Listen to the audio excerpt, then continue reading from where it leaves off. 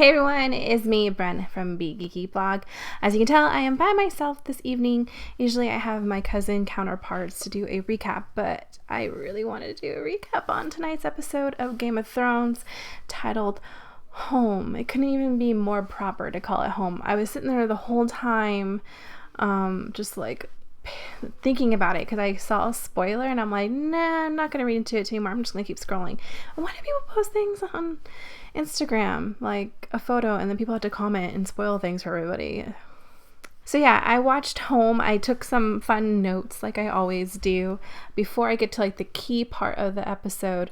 I just want to talk about the moments that I particularly liked. And I have to say that Tyrion Lannister has the best lines of all of the characters. Like, he had me laughing, and I haven't laughed in quite some time watching Game of Thrones.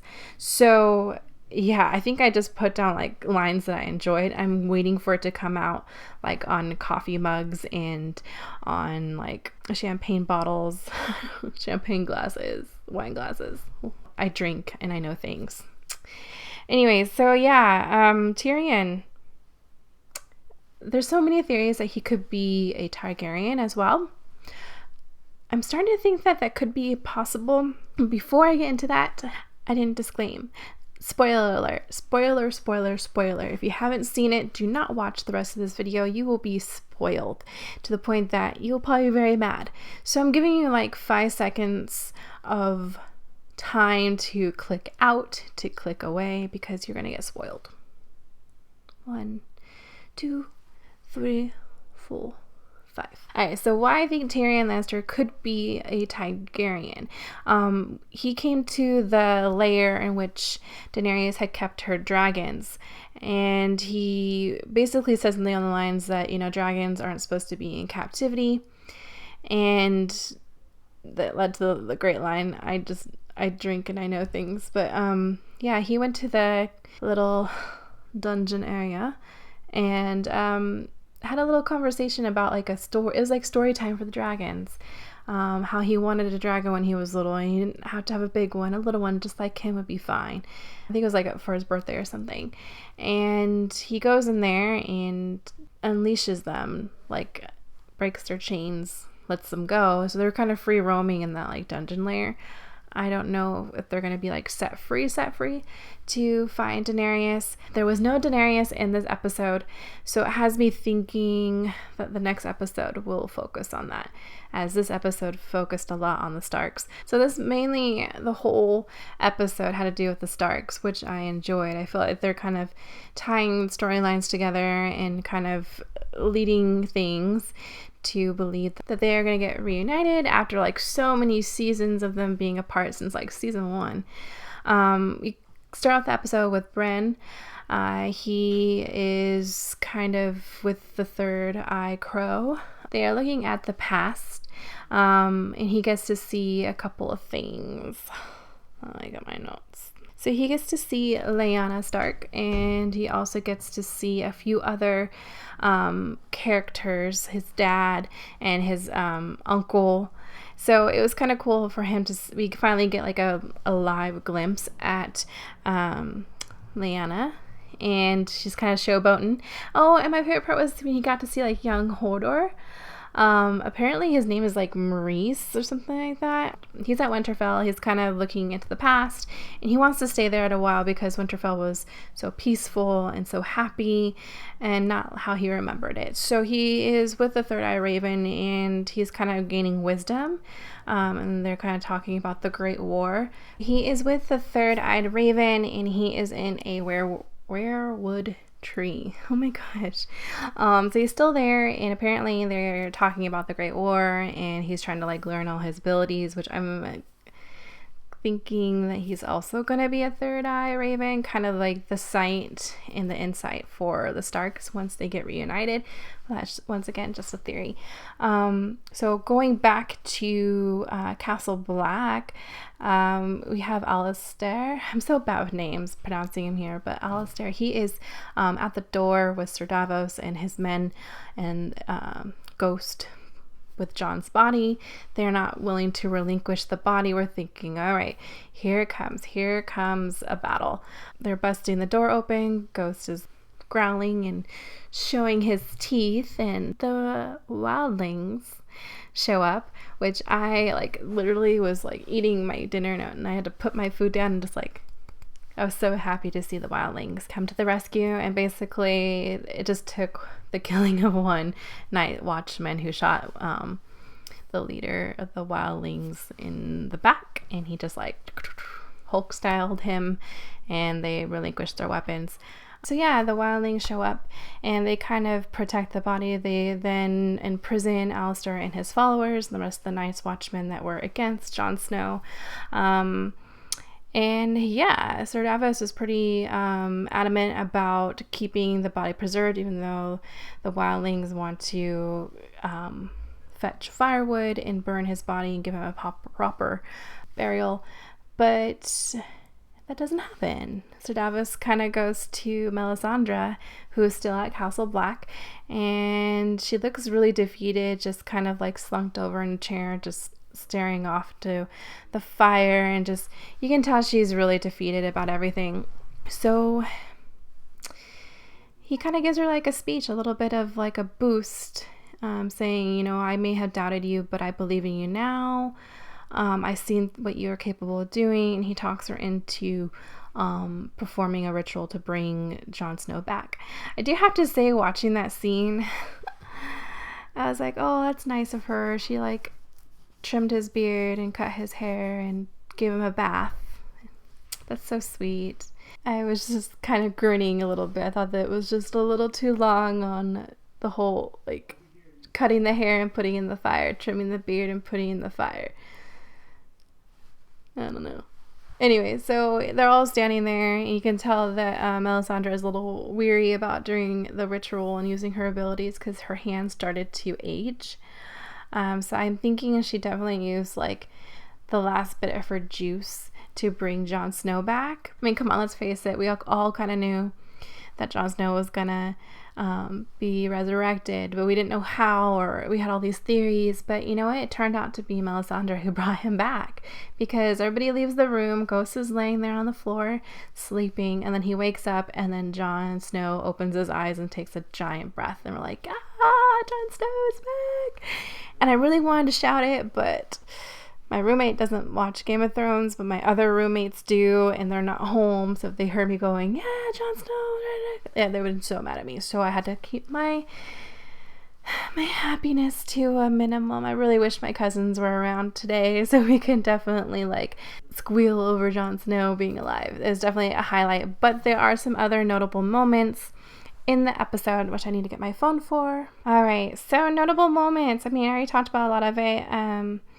You know, Arya, she is now welcome back to the Hall of Faces. You know, she is fighting that girl. I'm so horrible with names, but she's fighting her without her sight again and getting her ass handed to her. It's kind of funny because they shoot to her kind of just like smack in the air and nobody being there. And then she's invited back, saying basically, you no longer have to be a beggar. You can come back to the Hall of Faces, or the House of Black and White. The House of Black and White. I always call it so many different things, but the House of Black and White. She is welcome back there. Going back to my notes, because I had to write some because there were so many just great things happening.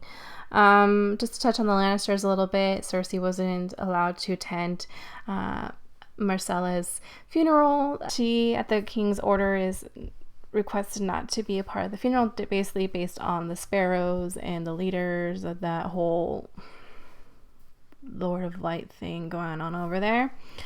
There's a little bit of a showdown between Jaime and the leader of that religion and faith, which I'm pretty much just over that storyline completely. I think it has run its course, and I'm just ready for it to be done and over with. But I do love that, you know, Jaime is taking a stand for his family, and, you know, they have their last remaining child, who is the king. He basically tells his son to go to his mother and just ask for her help. And, you know, I thought that was kind of cool, even though I'm not a huge fan of the Lannister family, I mean, I'm a fan of Tyrion, but I'm not a huge fan of Jaime Lannister and Cersei that much. But I do definitely feel like I'm ready for them just to end this whole like Sparrow storyline, because it's getting old. Back to the notes. What else happened? Oh gosh, the one I really don't want to talk about. So Ramsay is speaking to his father, and they're talking about Sansa and how they know that she's going to go to Castle Black, and then they're going to intercept them there. And Ramsay's like, I'm going to kill Jon Snow, which obviously he doesn't know that Jon Snow is dead. Oh, that's my roommate. He's gaming, and he likes to laugh like that when he games. So a lot of fun things going to happen in this video already. So Ramsay, he finds out while talking to his dad that Lady Walden had the baby, and Bruce Bolton finds out that it is in fact a boy. So he now has a son. So they have a moment in which like Ramsay and Bruce Bolton are kind of like, you know, you'll always be my firstborn. And then what does Ramsay do? He guts him. He just stabs him right in the gut and kills his own father, basically to just keep himself like intact as the heir to the name and to his kingdom. I was kind of worried where it was going to go with Ramsay. I didn't know it was going to go that way. Another thing I'm over with is the whole like shock value that I get from HBO and the whole like killing of babies. It's just not my thing. And so, you know, Ramsay calls Lady Walden and her son and basically brings them into the cages where the hounds are being held, and he sicks the hounds on them. So he kills his own infant, newly born brother and Lady Walden. And I literally had to like mute my sound because I didn't want to hear it.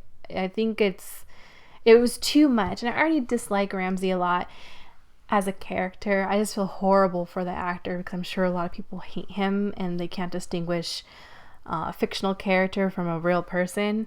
But Ramsay, I'm gonna be cheering the day that he gets killed off, because he's just one of the most horrible characters, but he's portrayed brilliantly. You know, if an actor can make you hate them that much, they're doing their job. So I just don't like the whole shock value of more baby killing. Not a fan. But anyways, I need to move on before I get on a tangent about that. Sansa learns that Arya is alive. It leads me to the whole thing that the Starks are going to get back together and they're going to reunite.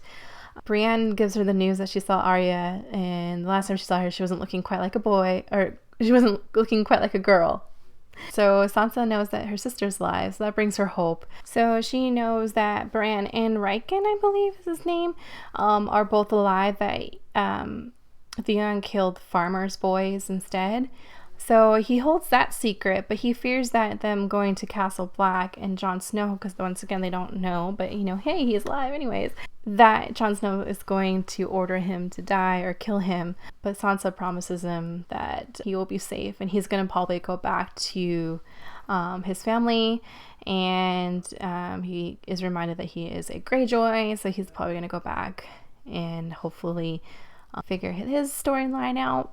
But I did find it very cool that Sansa is gaining that confidence and backbone that she needs. And I think with Brienne helping her, she's gonna get to be probably one of the strongest female characters on the Game of Thrones, which I'm really excited for. There was another moment. I'm just a little confused by it, so I want to make sure that I'm. Alright, so I had to kind of read this a little bit because I'm horrible with names. So Balon Greyjoy is killed off. I was happy to see that Balon Greyjoy he's done. So it leaves kind of like King's Moot? I can't pronounce names very well. I keep saying that. But I think we're going to figure out who is going to rule King's Moot or King's Moot. It could be Theon if he makes his way back, or it could be his sister Yara. Horrible names, who takes over. So yeah, that is my quick recap. This is a really long video, but hopefully in this next recap I'll have my cousins with me. Unfortunately they all had to like work, and one of my cousins is on a trip, so you get me. I'm so sorry, but next time hopefully we will all be together for a recap.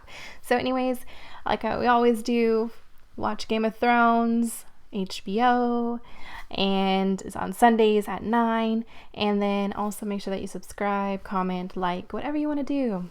Share with us your thoughts about the episode, and hopefully we did not spoil it too much for you, but we will give you guys head spoilers on these ones.